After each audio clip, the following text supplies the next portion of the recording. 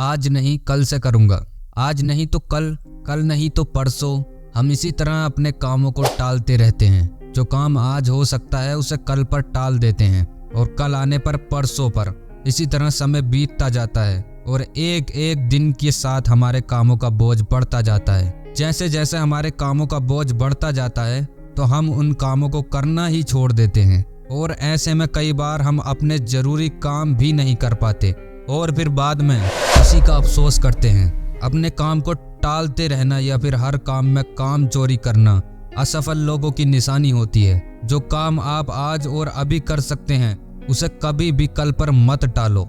अपने आलस को अपनी जिंदगी से दूर रखकर उस काम को आज ही निपटा लो। डेविड कॉपरफील्ड किताब चार्ल्स डिकेंस में कहते हैं, मेरी सलाह है जो काम आप आज कर सकते हैं उसे कल पर ना छोड़ें। टालम टोल का रवैया समय का सबसे बड़ा चोर है। सेकंड, बेवजह का डर क्यों? एक बात से जुड़ी कई बातें होती हैं, उनमें कई आशंकाएं और संभावनाएं छिपी होती हैं, लेकिन उदासी के पलों में हमें केवल डर दिखाई देता है। हम अपने डर पर ज्यादा भरोसा करने लगते हैं। कई बार हमारा डर हमें भविष्य में होने वाले खतरों से बचाता भी है, पर कई डर बेमतलब के होते हैं। हम बेवजह एक बात से दूसरी बात को जोड़ते चले जाते हैं। मनोविज्ञानी कहते हैं, डर भी एक फीलिंग है, एक केमिकल रिएक्शन है। मन में छुपा रहने वाला हर डर सही साबित नहीं होता। कोई थॉट अगर आपको ज्यादा परेशान कर रहा है तो उससे ध्यान हटाने की कोशिश करें। किसी दूसरी चीज के बारे में सोचने की कोशिश करो। अपने वेल विशर्स से बात करो। उस समस्या से जुड़े एक्सपीरियंस लोगों से बात करो। डर हमेशा हमारे मन में रहता है। हो सकता है कुछ बुरा भी हो जाए, पर होगा ही ये जरूरी नहीं है। अपने डर को स्वीकार करो, पर हमेशा उसे अपने साथ न रखो। तीसरे नंबर पर आता है, अपनी परेशानी किसे बताएं। कुछ लोगों की आदत होती है कि कोई प्रॉब्लम आने पर वो किसी से भी उसके बारे में बातचीत करना पसंद नहीं करते।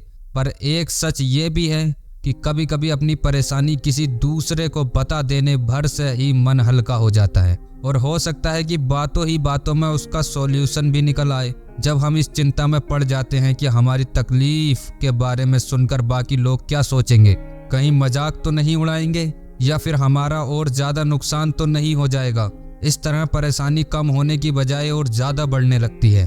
पूरी दुनिया के सामने अपनी परेशानी का ढिंढोरा ना पीटें। इसके अपोजिट अपने किसी दोस्त, फैमिली मेंबर या फिर ऐसे व्यक्ति से जिस पर आपको भरोसा करते हैं उसके साथ अपनी प्रॉब्लम शेयर करें। ऐसा करने से मन में एक कॉन्फिडेंस आता है कि मुसीबत के समय हम अकेले नहीं हैं, कोई है जो हमारा सहारा बनकर हमारे साथ खड़ा रह सकता है। इसलिए अपनी बातों को विश्वास लायक लोगों के साथ शेयर करने से बिल्कुल भी ना हिचकें। जो सच है वो कहें और अपनों से एक अच्छी राय जरूर लें। नंबर 4 पर आता है, दुख से कैसे बचें। दुख हमें डराता है, उदासी हमें खलती है, हम इनसे बचना चाहते हैं। इसलिए जब मूड खराब होता है तो हम जितना जल्दी हो उसे ठीक करने में लग जाते हैं। खुद को जल्दी खुश करने के लिए हम एक दूसरे से तीसरे व्यक्ति या चीजों के पीछे भागने लगते हैं।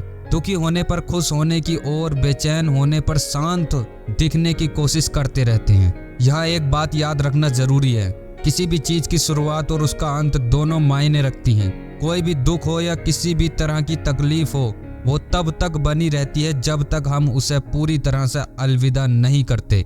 किसी भी दुख से जल्दी ही उभरने की और सब कुछ ठीक करने की जल्दीबाजी से कुछ हाथ नहीं आता। मन में छुपी भावनाएं लंबे समय तक हमें परेशान करती रहती हैं। इसलिए तकलीफ को एक्सेप्ट करना, उसका सामना करना जरूरी होता है। कुछ दुख ऐसे भी होते हैं जो कभी नहीं जाते, लेकिन समय के साथ उस दुख से, उससे जुड़ी भावनाओं से हम संतुलन बना लेते हैं। साइकोलॉजी एमी जॉनसन कहती हैं, हर चीज हमारे काबू में नहीं होती। ऐसा करने की कोशिश करना हमें तनाव में डाल देता है। हमें भरोसा रखना चाहिए कि उदासी की ये भाव हमेशा के लिए नहीं है। धीरे धीरे सब कुछ ठीक हो जाएगा। नंबर 5, एक दुनिया जो हम खुद बनाते हैं। दुनिया किसी को नहीं छोड़ती। हम सभी की जिंदगी में कुछ लोग ऐसे जरूर होते हैं जिनका काम टांग खिंचाई करना, हमारा मजाक उड़ाना, हमें पीछे ढकेलना या फिर नुकसान पहुंचाना होता है। पर दुनिया यहीं तक नहीं होती। इसके साथ साथ एक दुनिया वो भी है जो हम अपने साथ बनाते चलते हैं। दूसरों की बातों पर ध्यान ना देकर खुद के लिए जब हम कुछ करते हैं तो अपनी उस दुनिया को हम और बेहतर बनाते हैं। हर बार जब किसी मुसीबत या दुख के बाद हम फिर से खड़े होते हैं तो वो दुनिया और बड़ी और मजबूत हो जाती है।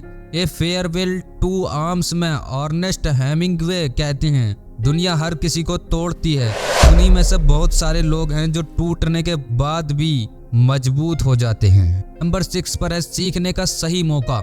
जब कोई आखिरी मिनट में बार बार किसी योजना में बदलाव करता है तो गुस्सा आना एक नेचुरल सी बात है। ऐसा होने पर हम शिकायतें करते हैं और आपस में कहा सुनी होने लगती है, पर कई बार हमें सच में किसी बदलाव की जरूरत होती है। लेकिन तब क्या? जैन हैबिट के संस्थापक लियो बाप्टा कहते हैं, बदलावों से बचने की बजाय हमें उन्हें कुछ नया सीखने का मौका समझना चाहिए। इससे हमारे लिए हालात के अनुसार ढलना और फोकस बनाए रखना आसान हो जाता है। किसी भी बदलाव से डरने की बजाय उसे आगे बढ़ने का रास्ता समझना हमें सफल बनाता है। बदलाव हमेशा नई चुनौती लाता है और चुनौती ही हमें कुछ नया सिखाती है। साथ ही जब किसी बदलाव से हमें कोई अच्छा रिजल्ट मिलता है तो हम मिलने वाले मौकों और साथ के लोगों के प्रति आभारी हो जाते हैं और उनसे बेहतर ढंग से जुड़ भी पाते हैं।